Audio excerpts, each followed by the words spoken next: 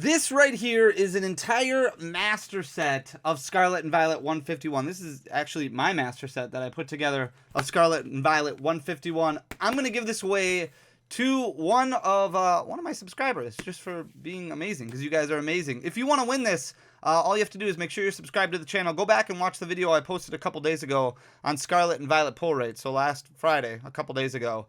And make sure to leave a like and a comment on that video. So subscribe, and then go back to that video, leave a like and a comment, and then that's really all you have to do. Then you're entered. I am going to announce the winner on this channel when we open up the Ultra Premium collections for Scarlet and Violet 151. So we're about a week and a half away from that. So definitely get your entry in. I'm really excited. I haven't given away like an official master set before, so I'm really excited to do that. I know pull rates have been a little tough, and even though I've seen a lot of complaints about pull rates. Honestly, if I open up an entire ETB, which I have, and only pulled one thing, which I have, if you remember last week Friday's video, so a week and a half ago, I opened up 10 Elite Trainer boxes, an entire case, and I pulled one special illustration rare. I pulled a few illustration rares, I pulled several regular EXs, and several full arts. I only pulled one special illustration rare.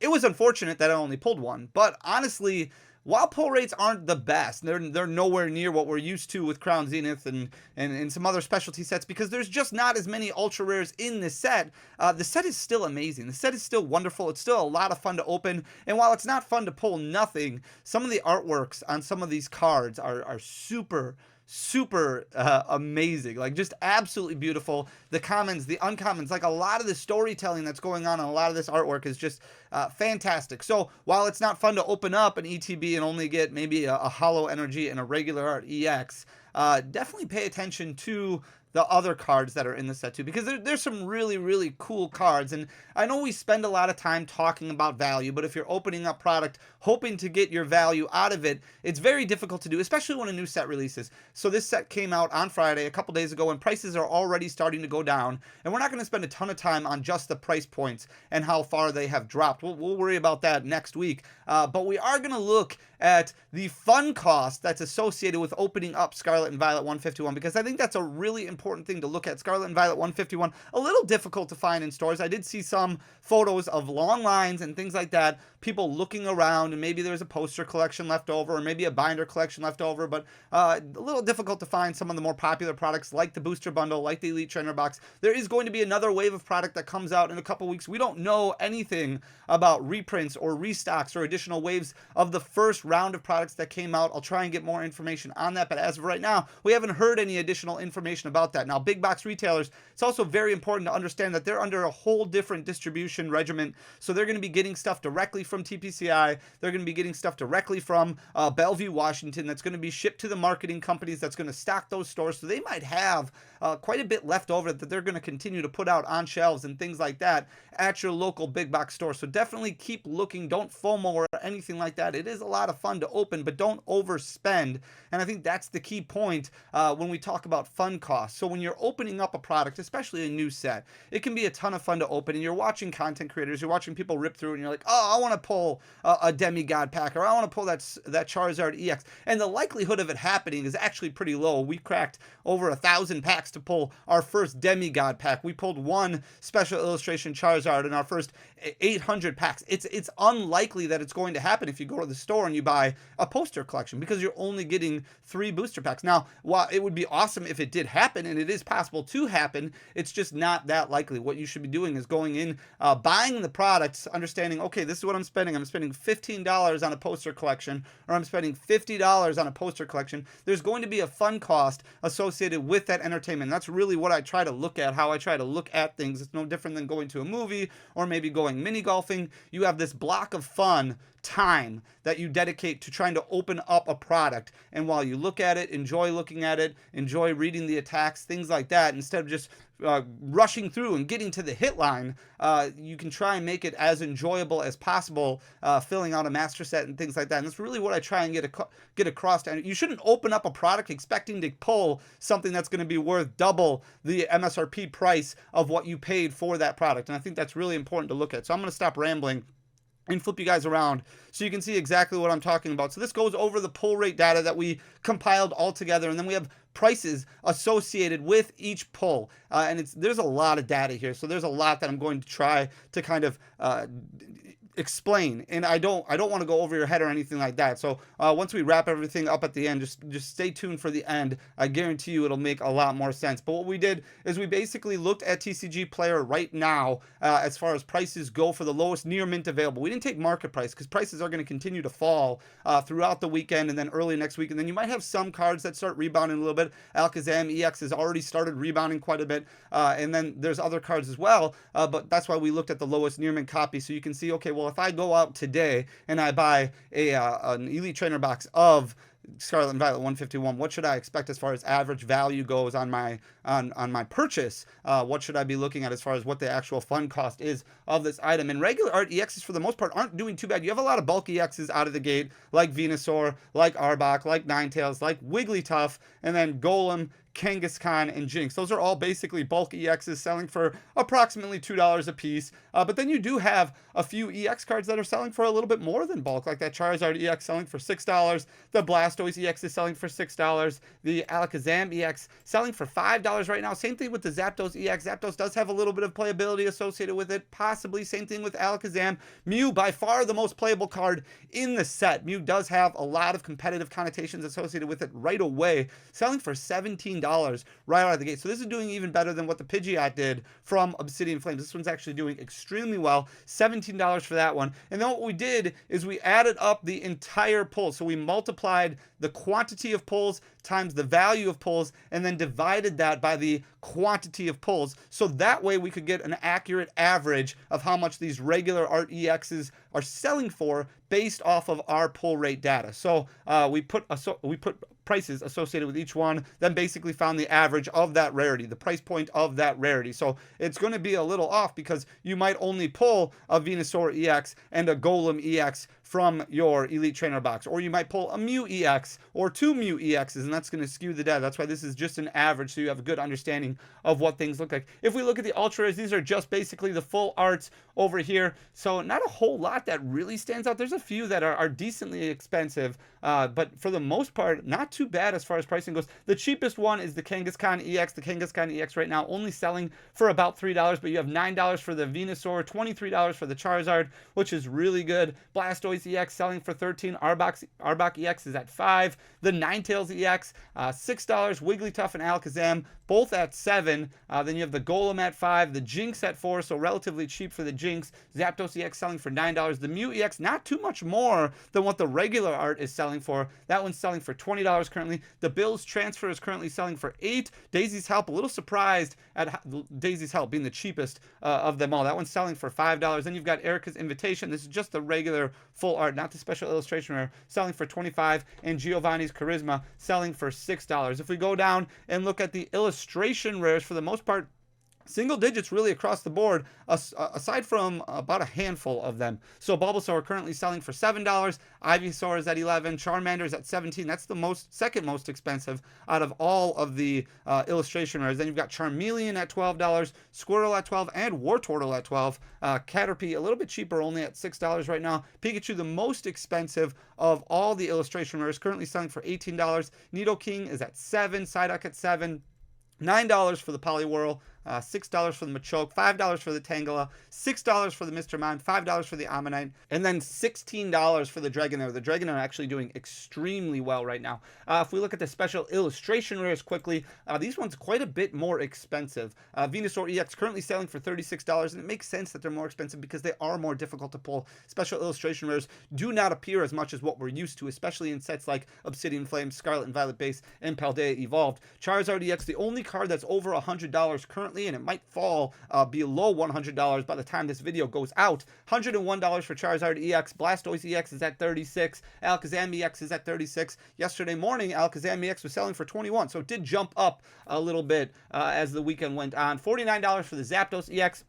Only $49 for the Erica's Invitation special illustration rare. So that one might go up a little bit as well. Giovanni's Charisma, that special illustration rare, currently selling for $13. If we look at the actual hyper rares, let me get my face out of the way. Mew EX, the gold one, selling for $21. Switch is selling for $7. Psychic Energy is selling for $8. And I also wanted to include the Hollow Energies. I did just go to Troll and Toad.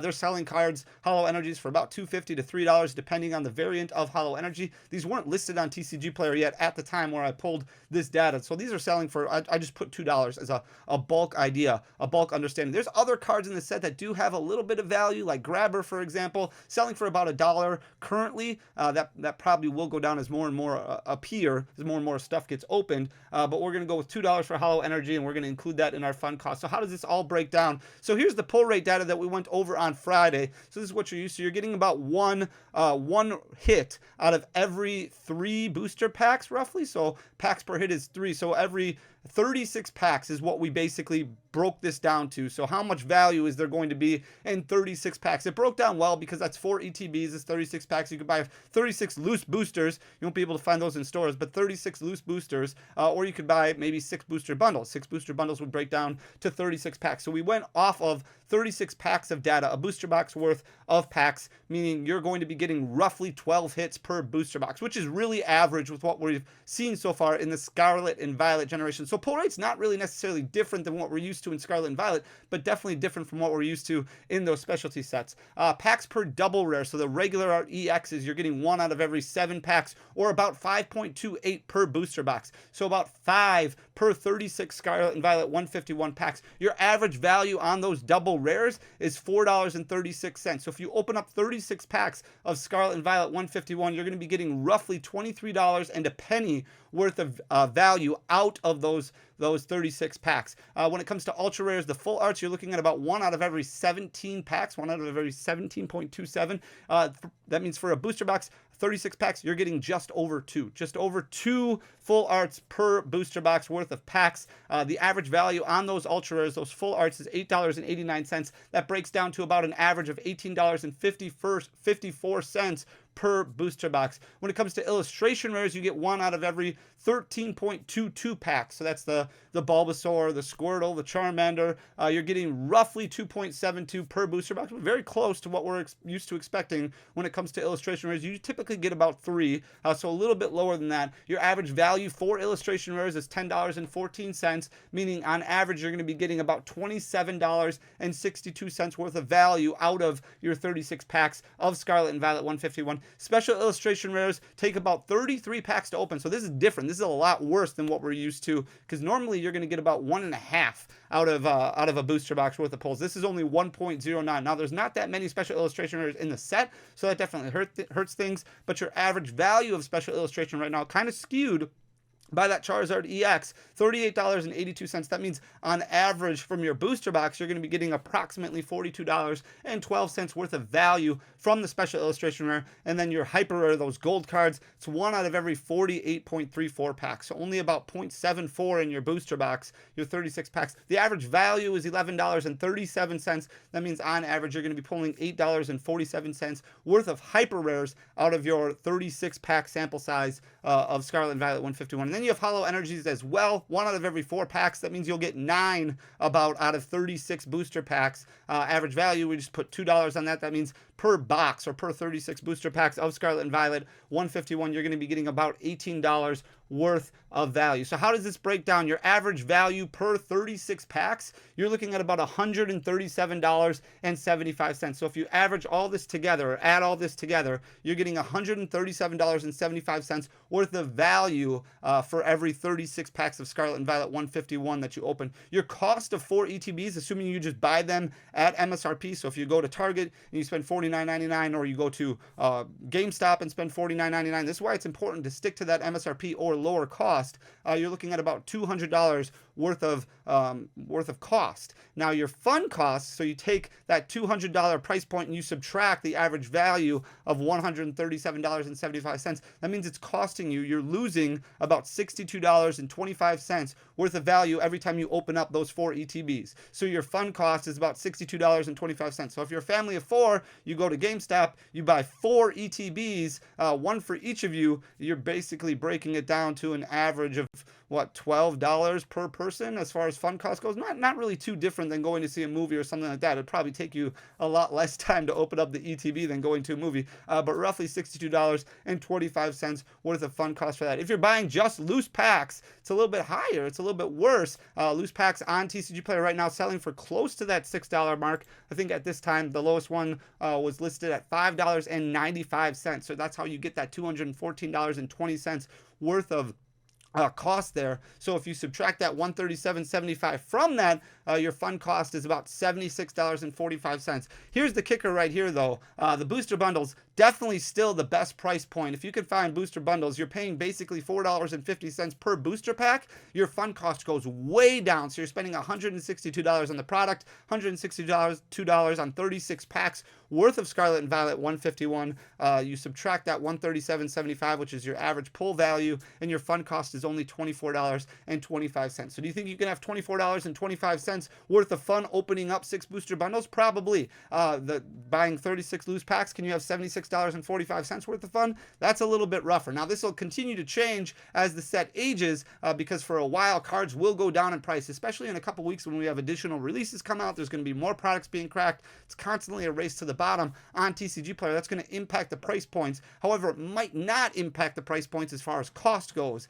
So that's an important metric, an important thing to look at, and why it's also important to consider buying singles after you've kindly had your after you've kind of had your fill of fun when it comes to opening up this product. So definitely something to keep in mind. If you guys like the data, if you appreciate the data, please hit that subscribe button down below, leave a like and a comment, share the video. It just goes a really long way to get the channel out there, and I really appreciate all your support. Regardless, I just appreciate you guys being here, watching, listening to me ramble. I love talking about this stuff, and I think it's important to look at this stuff so that way you know the best way to spend your collection dollars. So thank you very much for your attention. I really appreciate you guys. We'll be back on Tuesday with our live stream, so I hope to see you there. Until next time, guys, peace.